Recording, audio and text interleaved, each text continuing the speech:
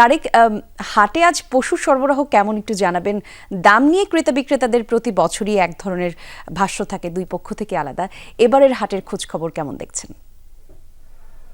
কলি, এবার দাম নিয়ে কিন্তু মিশ্র প্রতিক্রিয়া বলতে কি, এবার আমরা যতটুকু হাটে এসে জানতে পেরেছি এবং যারা ব্যাপারী রয়েছে এবং যারা গরু বিক্রেতা রয়েছে এবং যারা ক্রেতা, তারা মূলত দাম নিয়ে তারা সন্তুষ্টি প্রকাশ করেছেন। তারা বলছে অন্য অন্য বছরের থেকে এবছর গরুর দাম কিছুটা কম। তার কাছে শিখলাম।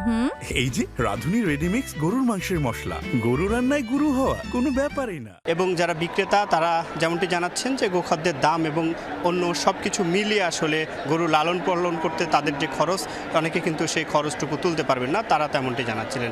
এবং আমি যতটুকু দেখতে পাচ্ছি যে রাজশাহীর যে তাহেরপুর হাট, এই তাহেরপুর হাটে আমি দুপুর পর্যন্ত ছিলাম। এরপরে দুপুর শেষে এই যে ভবানীগঞ্জ যেটি হাট রয়েছে এর পাশেই, এইখানেও পর্যাপ্ত পরিমাণে গরু কিন্তু সরবরাহ হয়েছে দুপুরের পর থেকে।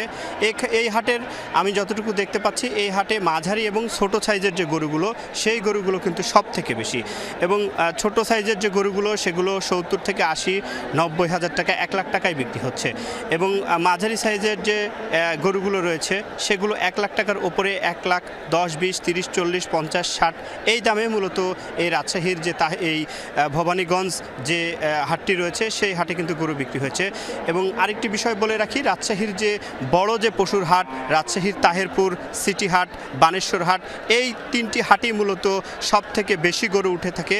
এবং গত কয়েকদিন থেকেও আমি যেমনটি দেখতে পাচ্ছি যে গত 3 থেকে 4 দিন কিন্তু গরুর যে হাটে গরুর সরবরাহ, সেটি কিন্তু পর্যাপ্ত পরিমাণে এবং ক্রেতা বিক্রেতাদের যে হাকদাম, সেটি কিন্তু চলছে। এবং সেই সাথে সাথে এই রাজশাহীর সিটি হাট, বানেশ্বর হাট এবং তাহেরপুরের হাটের যে গরুগুলো রয়েছে, ঢাকা এবং চিটাগাংয়ের যারা ব্যাপারী রয়েছে তারা আসছেন এবং কিনে সন্ধ্যার পরে রাতে কিন্তু ঢাকা এবং চিটাগাংয়ে নিয়ে যাচ্ছেন।